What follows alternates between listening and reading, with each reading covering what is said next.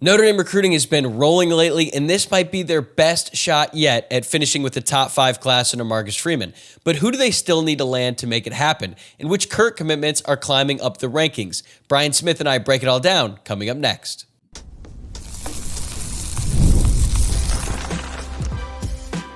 You are Locked On Irish, your daily podcast on the Notre Dame Fighting Irish. Part of the Locked On Podcast Network, your team every day.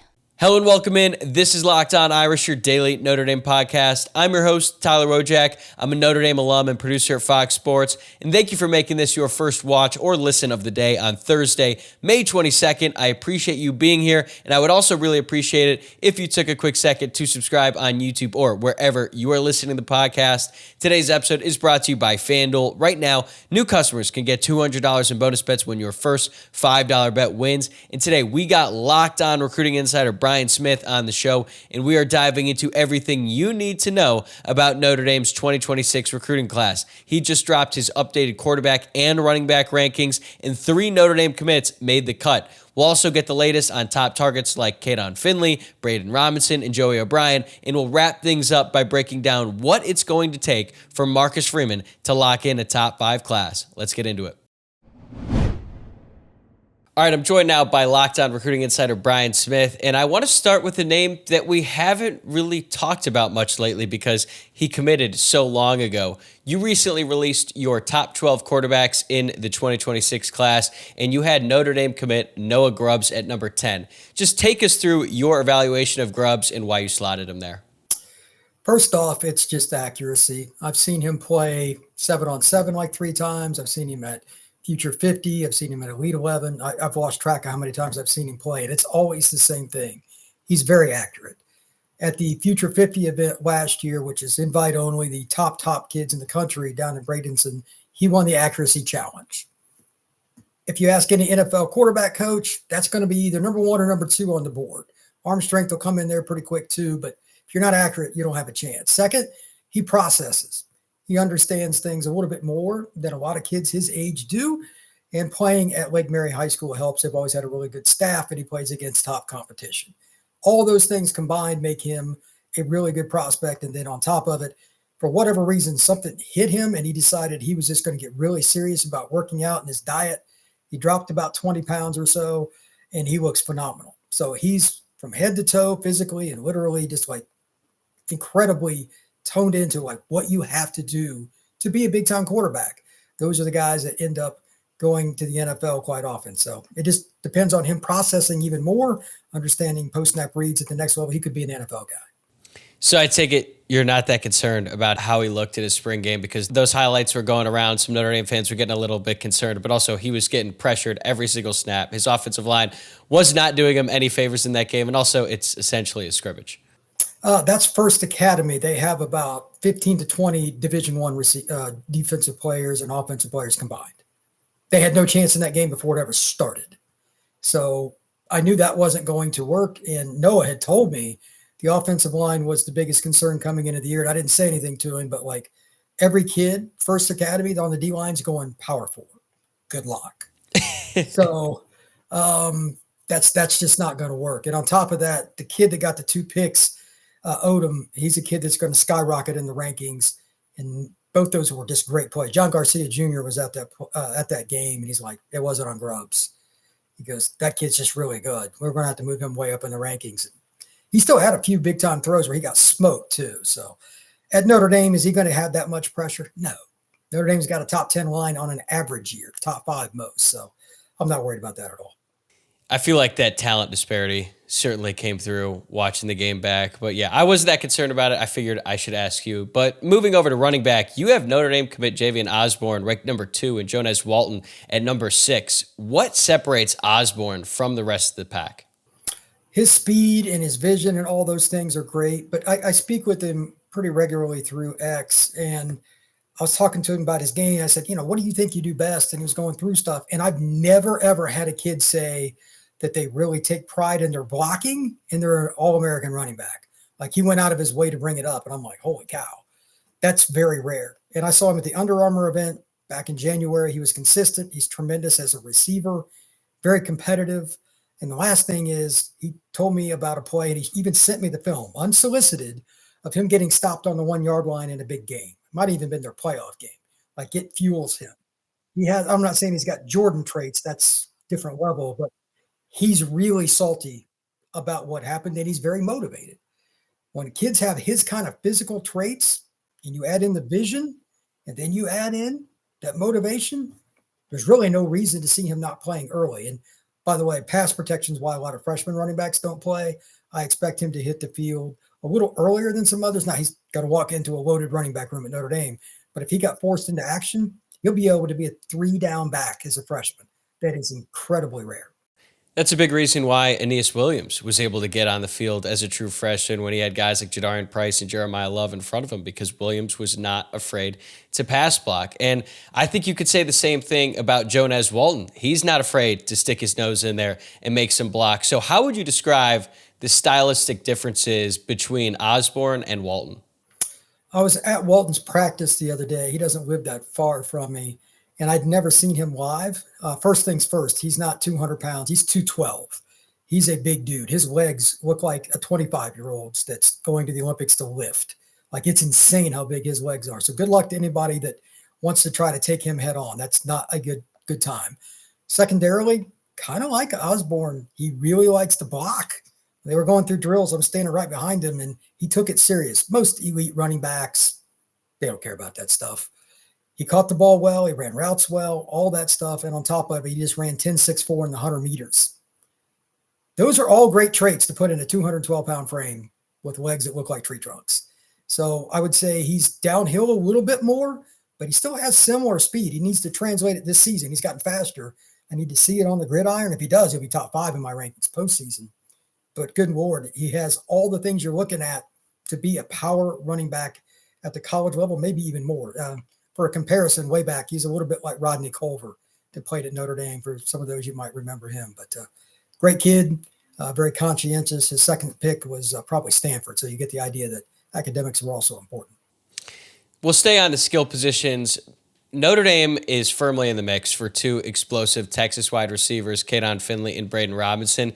These 2 guys have been top targets on the board for a long time, and we're nearing the end of their recruitments, or at least getting closer to when they're going to announce their commitments, because, as you know, recruitments never really end until they sign on the dotted line. So how do you assess where their recruitments are at right now?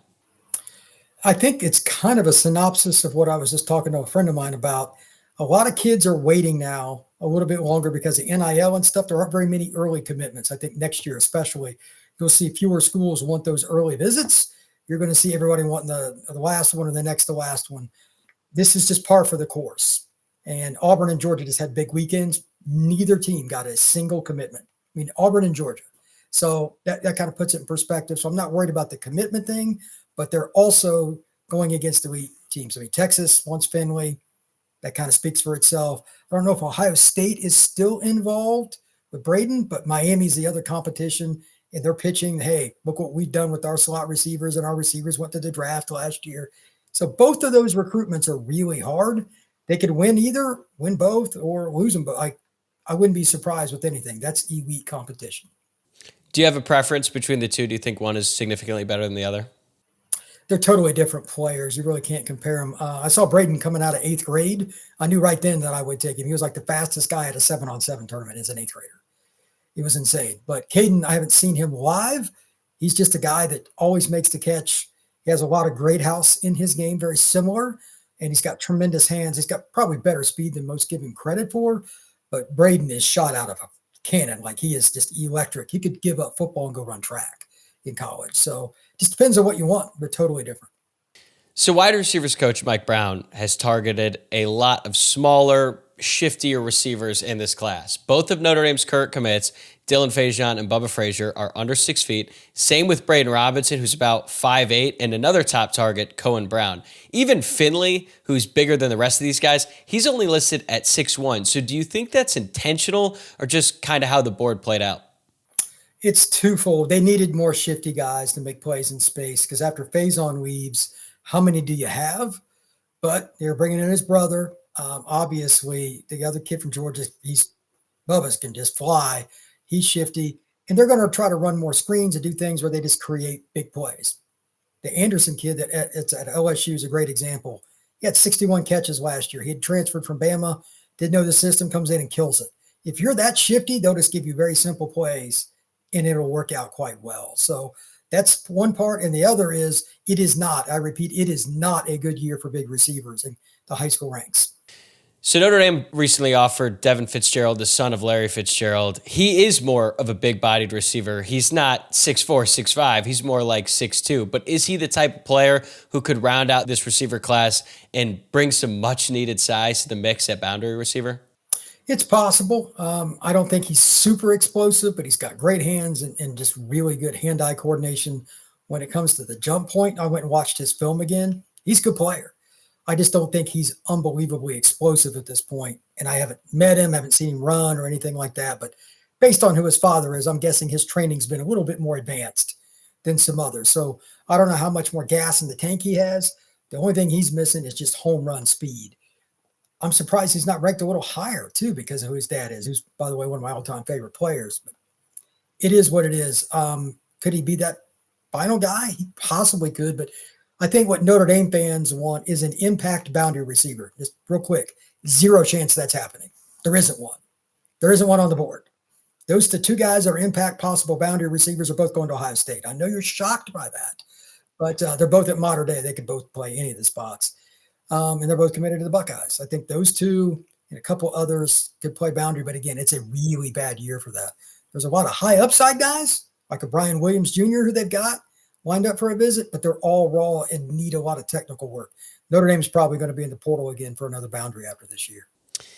That doesn't shock me, unfortunately. I mean, I guess the only way that would change is if Micah Gilbert just exploded on the scene this year, but I think they're pretty willing to take a transfer portal wide receiver. And yeah, your point about the modern day wide receivers like Chris Henry Jr. kind of looks like the next Jeremiah Smith already. I don't understand how Ohio State just keeps doing it, but got to give them credit for what they built over there in that wide receiver room. But Notre Dame historically has been a place where great tight ends come through, and tight end recruiting feels, I don't want to overstate it. It feels like a little murky right now. They appear to be in good shape with Evan Jacobson, but Matt Ludwig was another one of their top targets. He is now off the board, just committed to Michigan, and it's going to be a battle for a top 50 prospect, Ian Premier. So do you think Notre Dame will ultimately be able to land two tight ends in this class? Getting two tight ends is not a problem. I think they'll be fine. Premier, I think they've got a pretty good shot at from what I've heard. But at the same time, this is recruiting. And in this era, you never know. And he's from Kansas. It's not like he's close to South Bend. There could be a school that he'd rather go to, like Kansas State's recruited him, etc. The close to home factor could play a role, and there could be somebody who just offers him too big a bag for him to pass up. That's just how this works. So which ones it will be, I don't know, but they'll get two tight ends. How do you feel about Jacobson? He's a good player. I think that he's a little bit underrated.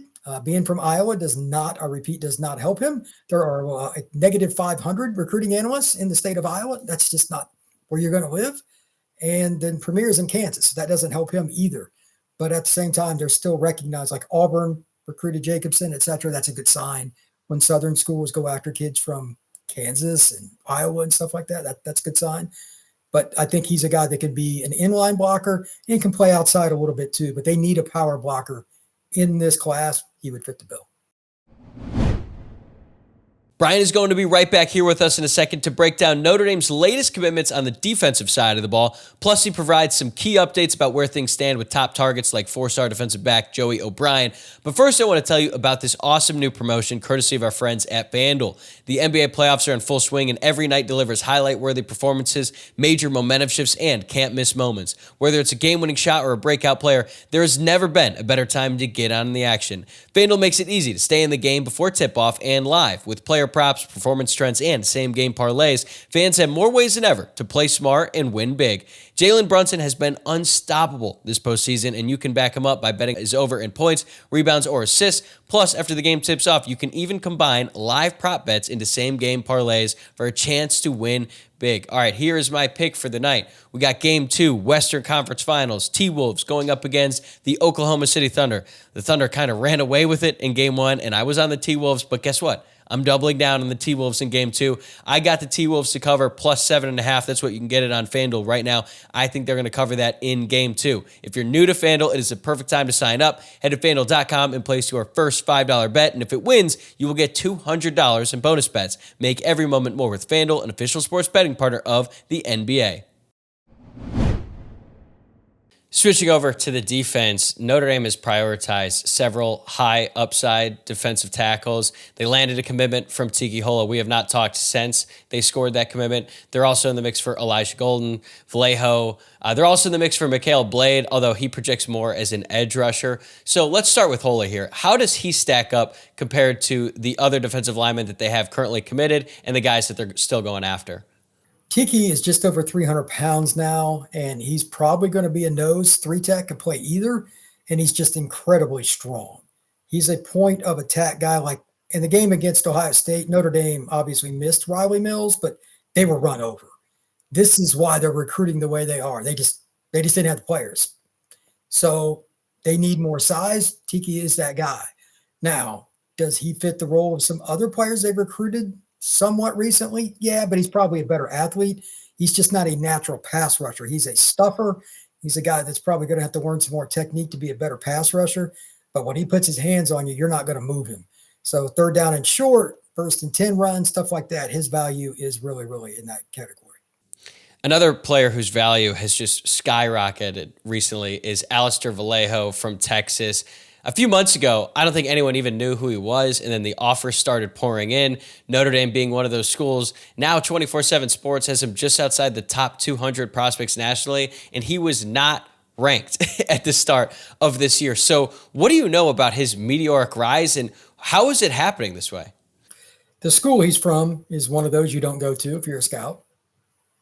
Location is everything in recruiting.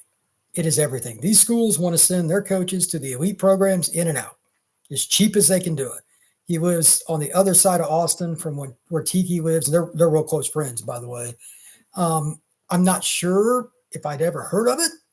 That's not good for a lot of kids, but if you're give or take 280 to 300 pounds, they will tend to find you, especially somebody that is as elusive as he is, as big as he is. If I could only take one or the other, I would take him over Tiki because pass rushers on the interior are rare, and he is absolutely a pass rusher.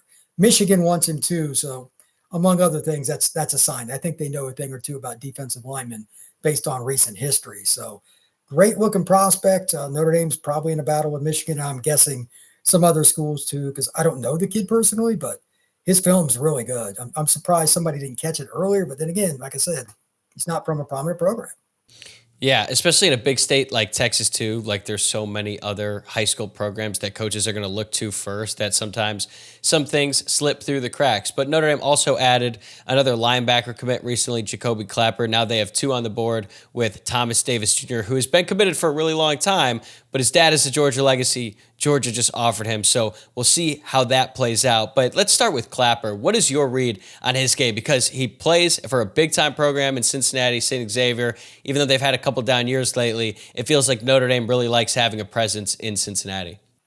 Clapper is an all-around player. I don't think he's elite at any one thing, but he's instinctive, he's physical, and he's got pretty good timing with when he blitzes.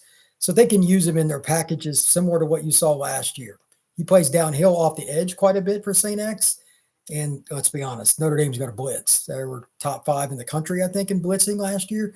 So that's all good. And then, like you said, St. X is a program that's always had players. It's where Rocky Boyman's from, among many other players. They've had a lot of guys go to BC and Virginia and different places. If you're going to take a chance on a guy that's not like super athletic, that's the kind of program you want. And Clapper's no slouch anyway. He's a good tackler and he's a physical guy that will roll into the nickel package for you, roll into the dime package, do different things, can play Mike or Will. He's going to fit in at Notre Dame just fine. Speaking of St. X linebackers, Luke Kuechly also went there. And I tried not to mention that out loud. Wanted to go to Notre Dame, and Notre Dame didn't really give him a look. I think that is a miss. But moving to the defensive backs, Joey O'Brien, the safety, or he could play corner as well, and Kari Adams, who's a true corner. They have been two of Notre Dame's top defensive back targets from the very beginning, and both seem to be trending toward Penn State. Now, Joey O'Brien is from Pennsylvania, so that's not too shocking. Kari Adams is from the DMV area, so not that far away. They do have official visits scheduled to South Bend in June, but how much ground does Notre Dame need to make up to get back to the top with either one of those guys? Well, I don't know which sources you're using or whatever, but like with Joey, his recruitments went all over the place. Oregon made a big charge here recently. As long as he takes the Notre Dame visit, if I'm Notre Dame, I don't really care. As for Kari, Penn State for a Baltimore area kid, that's much more concerning for me because that kid doesn't know as much about Notre Dame. Like Joey's been to Notre Dame several times. I don't think Kari's been more than a couple. That's going to be harder. They got to hit a home run on his official visit or they're not going to get in. Right now, if I had to pick, I'd say Kari's my number 2 or number 3 corner in the country, and he is just awesome. But Joey, I think that Notre Dame's in a better spot than what some in the public might know. Yeah, I think if Notre Dame could have one of the two, it'd probably be O'Brien. That's just my read on it. And he was already a top recruit, borderline 5-star, but I feel like his stock has really taken off after his recent camp performances. Now some sites have him as a 5-star. What is it about him and his game that separates him from other defensive backs in this class? Versatility. You could play him at so many different spots. Doesn't matter if you're in a 3-3-5, a 4-2-5, if you want to play cover 3, cover 1. He's got a spot where he can be very impactful. He might even be able to play some nickel for you against teams that like to run the ball. That's just really rare for a guy that's 6'3 plus. I don't think you're going to find many guys like him. So he's the kind of guy that Kirby Smart usually gets, or Nick Saban used to get, or LSU used to get. And they figured it out later where he would play, but he's impactful by no later in his sophomore year. Notre Dame, even though they're loaded, he's going to play if he goes to Notre Dame by his sophomore year. It's just too good. So I just don't know which spot it's going to be. That's okay, though. Looking at the big picture now, Notre Dame currently sits at number 2 in the 24/7 Sports composite. They've got 16 total commitments. And when you look at the class as a whole, what is the biggest strength that stands out to you? Balance. They don't have a position group. You're like, man, they are just terrible at this spot right now. Usually by this point in the year, you and I are talking about the wide receiver situation. I was just about to say, I was like, they're not terrible though. They're in a decent spot, better than they've been. They're in like Bubba's really good. And I really like the kids. The kids are in on the commitments they have. They're really good. They just don't have – everybody wants Notre Dame to get the same kid that Ohio State and Georgia and some of those – that's not how it works with receivers. So I'm on my soapbox here, but receivers want to see it first. And I know that people are saying, well, you can't produce the meal without the groceries. Well, Ohio State figured it out, and then they got the extra groceries on top of it later. You got to develop some 3-stars into elite players. There is no shortcut here. Receivers are by far the biggest prima donnas in recruiting by a gazillion miles. They want guaranteed results. Did the kids go to the NFL? The first 5 categories for them are going to be NFL. And Notre Dame sucks at that category. So they're not going to get those kids until they start developing them. Yeah, and you think about the run of receivers that they had, really starting with that 05 team when they had Samardzija, they had Stovall, and then that turned into like Golden Tate, Michael Floyd, Will Fuller. Like they had good receivers for a long time, and then it just kind of fell off. And outside of Chase Claypool, they just haven't had anyone that has been able to produce at that caliber in a really long time. But maybe they'll be able to figure things out soon, feel a little bit better about their wide receiver position this year. Cautiously optimistic about them. But going back to this current class, if Notre Dame wants to finish in the top 5, I know they're number 2 right now, but you know how these things go. They typically slowly trickle down as the Alabamas, the Ohio States, they add more commitments. But who are the big fish that Notre Dame absolutely needs to land in the coming months in order to finish at or near the top 5? It's going to be trenches and then the offensive line and stuff like that. They usually will win, so I'll go one step further. It's getting 1 or 2 of the key receivers still left too. These are not shocking. And then, of course, kids we just talked about, Adams. If you somehow got Kari to come, in addition to what you have already, that'd be great. And Joey, same thing. There are about 10 guys left. Alistair, if you can get somebody like him, Vallejo is really good. If you can add anybody like that, they could end up in that 23 to 25 range in terms of total commitments. They wouldn't have any holes.